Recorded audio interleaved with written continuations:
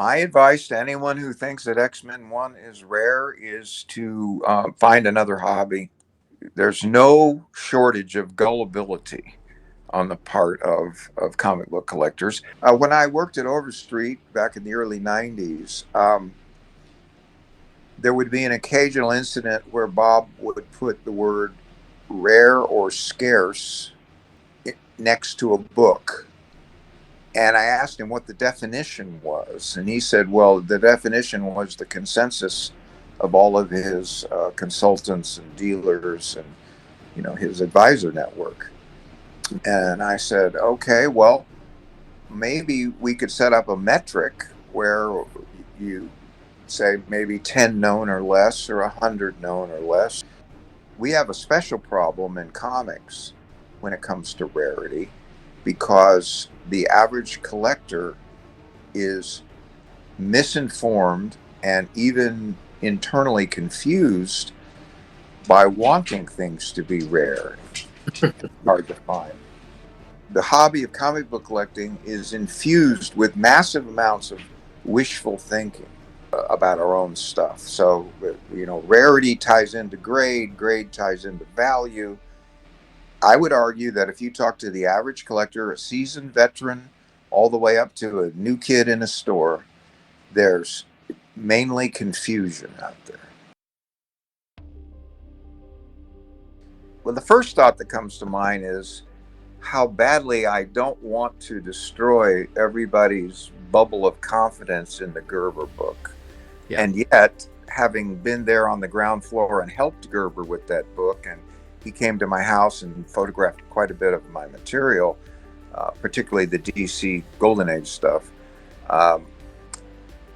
He and I had many discussions, but the thing that I hope everybody understands, having had this verified to me personally by Ernie, is the fact that all of those are just hip shot estimates.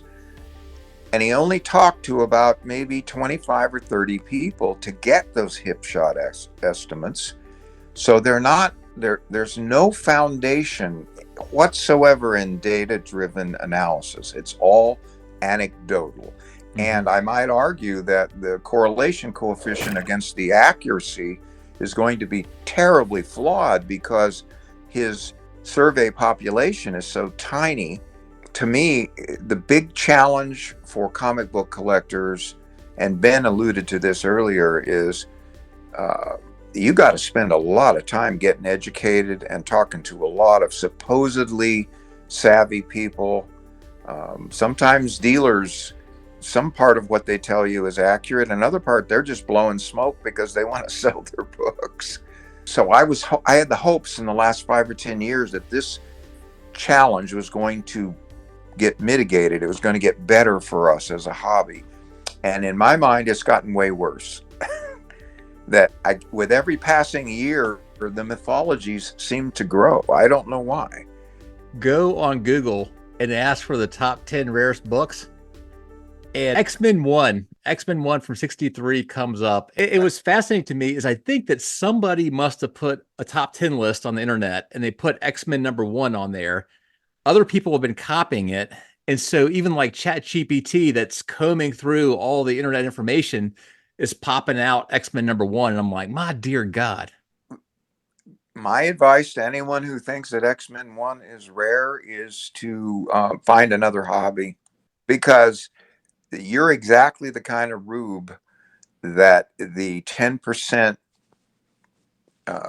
blood-seeking sharks of the comic book world want to find. They want to find you. There's no shortage of gullibility on the part of comic book collectors, and no short of letting their collecting habits being driven by wishful thinking. And my favorite example of the mythology of rarity is Amazing Fantasy 15 or Spider-Man 1, or even FF1 for that matter. I would argue, and I'm happy to do it in public, that those books are the opposite of rare. They're actually amazingly available if the price is right. Now, certainly the demand and popularity is the other variable. If I want a VG Amazing Fantasy 15, I can get 100 of them in 10 minutes on eBay. Yeah.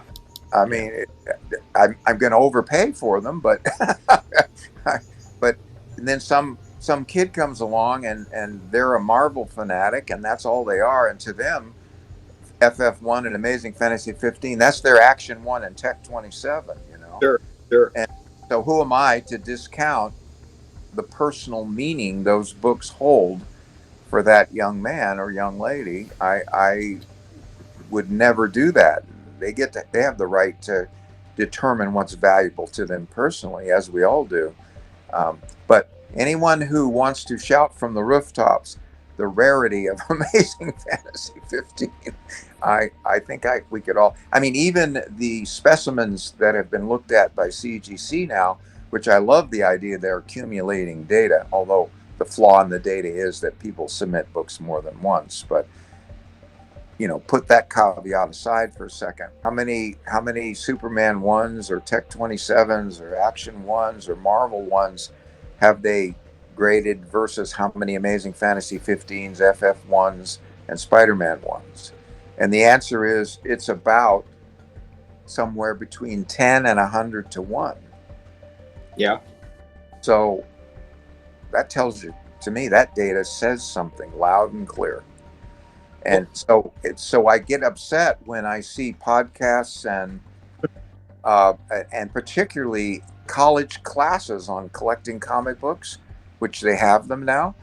And the first thing they show is Amazing Fantasy 15 on their slide thing, saying this is the holy grail, of everything. And they're adding to the false brainwashing of two whole generations of comic collectors. I have a friend who has a framed copy of The Death of Superman in its sealed black bag. Remember that? Yeah. And then underneath the frame, he put on a little brass nameplate that says, "Remember." So if you want to explain bad judgment, just go back to The Death of Superman.